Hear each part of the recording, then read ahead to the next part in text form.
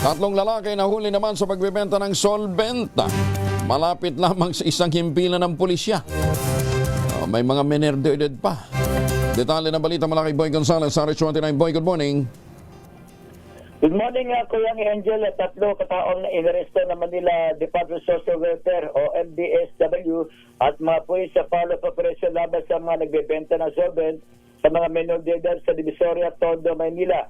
Ayon kay MDSW Director J. Reyes de la Fuente, nagsimula ang operasyon matapos makatanggap ng reklamo mula sa isang parishioner ng St. Joseph Parish Church sa Galingin, Tondo. Inggoy sa mga menor de edad na gumagamit ng solvent sa compound ng simbahan.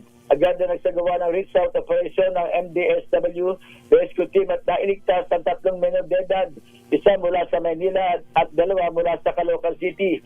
Dinala sila sa Reception Action Center sa Ermita para sa pagbibigay ng pagproseso at pagbibigay ng tulong sa panayam ng mga social worker. Itinuro, Kuya Angel, ng mga menor de edad ang lokasyon ng mga nagbebenta ng solvent sa Asuncion Street. Malapit lamang ito sa Asuncion na PCP ng Station 2 ng MPD. Matapos ang follow-up operation, na-arresto tatlong suspect na kinilala sila Reynalyn, 26 anyos, Jonalyn, 30 anyos, at Aris, 33 anyos, pawang residente ng Baseco Compound.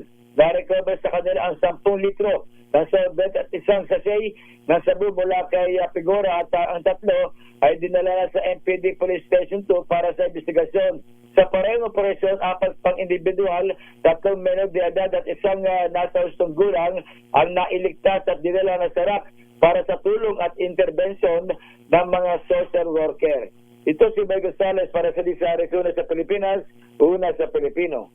Maraming salamat, Boy.